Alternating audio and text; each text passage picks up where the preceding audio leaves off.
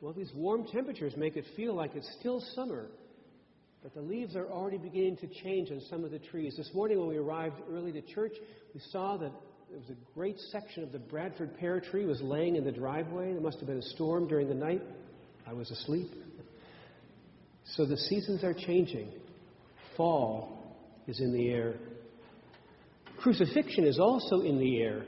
As I mentioned last week, in the beginning of chapter 1 in Matthew's Gospel, Jesus entered Jerusalem. So this is already Tuesday of Holy Week. There's a growing tension with Jesus and the religious leaders. They would like to arrest Jesus, but they're afraid of the crowds. The confrontation today is quite direct. Picking up the Old Testament language of God's vineyard, Jesus is calling out the religious leaders as unjust tenants. They tend God's people for their own gain, and they do not yield fruits to God. They kill the prophets whom God sends to challenge and correct them. Matthew has been using the image of the vineyard for the last several weeks. Gathering the harvest is a sign of the end times. In the first story, a vineyard owner went to the marketplace and hired workers for his vineyard. At the 11th hour, he hired still more workers, and the only question he asked was why they were standing idle all day long. Last week, a father asked both his sons to go and work in the vineyard. One said yes, but didn't go. The other said no, but changed his mind and went.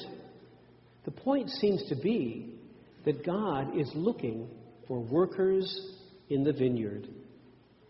In today's parable, the landowner sends his slaves, then he sends other slaves more than before, and finally, he sends his own son.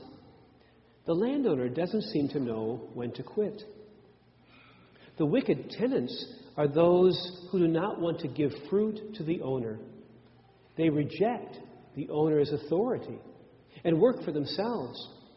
And it is these tenants who say, "He will put those wretches to a miserable death and lease the vineyard to other tenants." But that's not what Jesus said.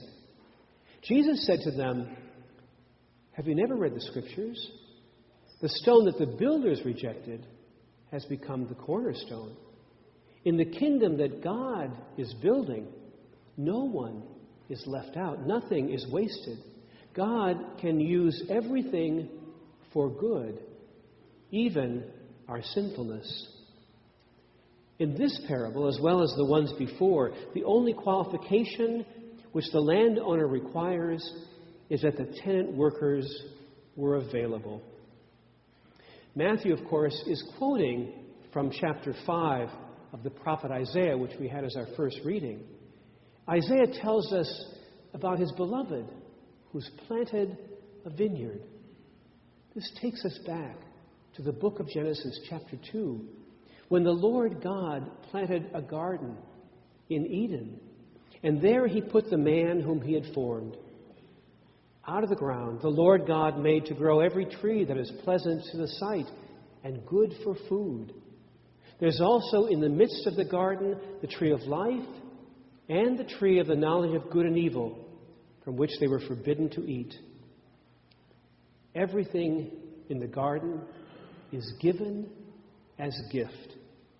But they think that God is holding out on them. They try to take what is not theirs, thinking that they will become like God. And that's the problem in the vineyard parable, the same confusion about ownership. They say, "This is the heir, let us kill him and get his inheritance."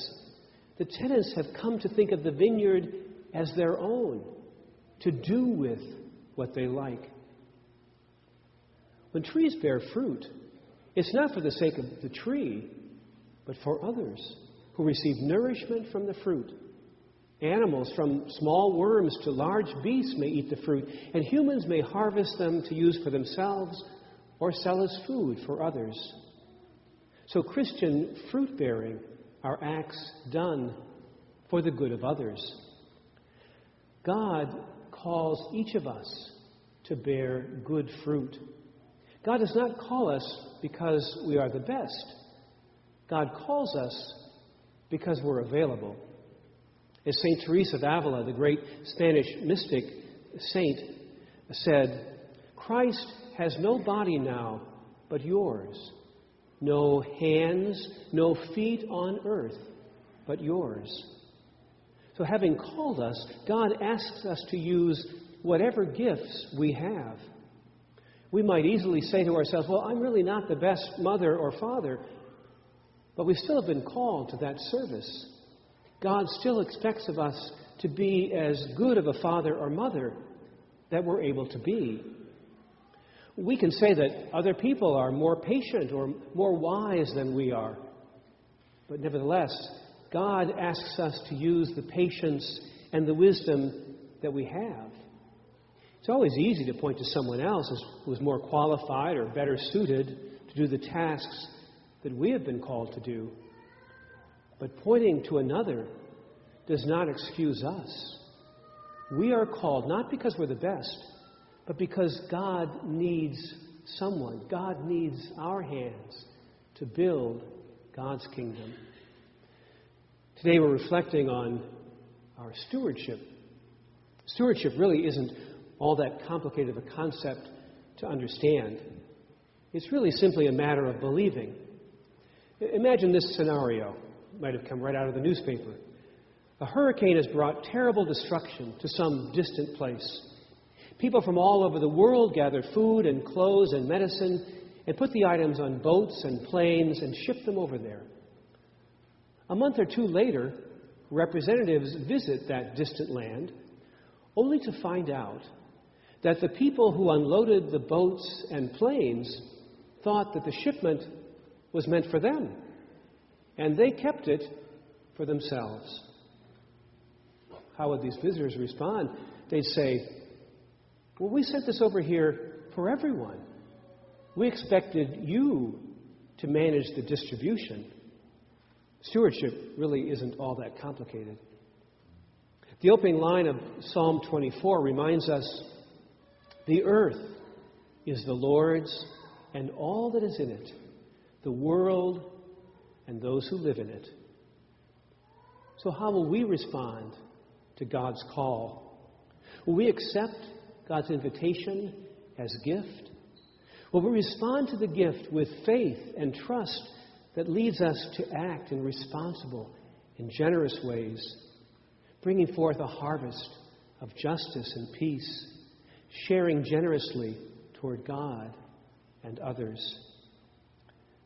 This is the season of giving back a portion of what we have been given. The Mass continues in each one of us.